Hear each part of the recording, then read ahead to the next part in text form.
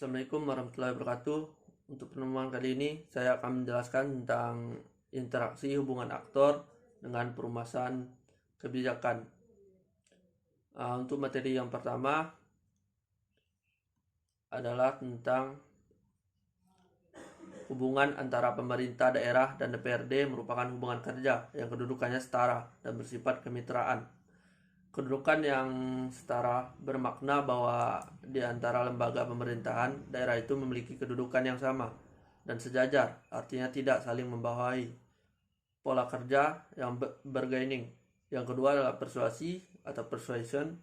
Model yang persuasion ialah adanya polarisasi kelompok dalam perumusan kebijakan.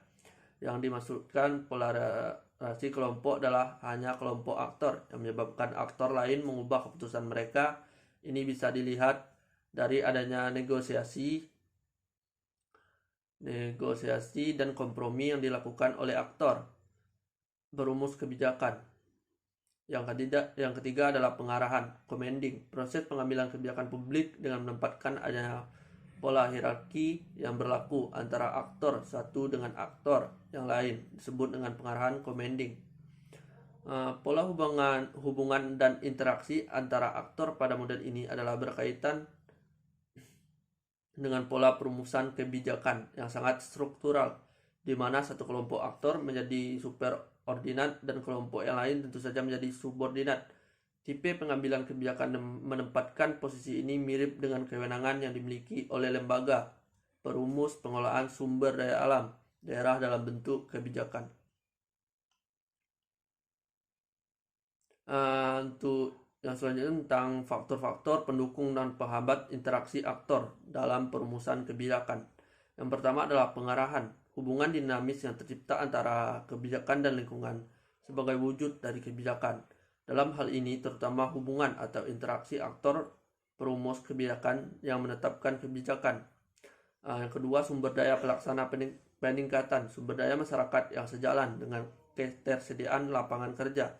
Melalui sumber daya yang diharapkan, ketersediaan lapangan kerja bagi masyarakat ini tidak terlepas dari bagaimana peran pemerintah daerah. Program pemerintah ini dilakukan dalam semua tahap, mulai dari perencanaan, pelaksanaan, pemantauan, dan evaluasi dari semua sumber daya manusia, atau pelaksanaan menjadi begitu penting dalam pelaksanaan program pembangunan. Untuk selanjutnya tentang faktor penghambat interaksi aktor dalam perumusan kebijakan. Yang pertama adalah tentang komitmen masing-masing aktor dalam mewujudkan perumusan kebijakan publik, khususnya aktor pemerintah yang selama ini merasa mendominasikan proses perumusan kebijakan tersebut.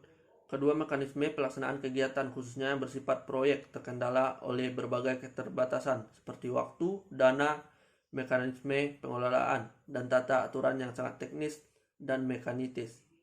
Yang kedua, struktur birokrasi. Masalah yang nampak adalah kapasitas birokrasi dari aktor perumus kebijakan belum mampu dalam melakukan analisis permasalahan yang terjadi dan belum dapat menginteraksikan isu yang ada.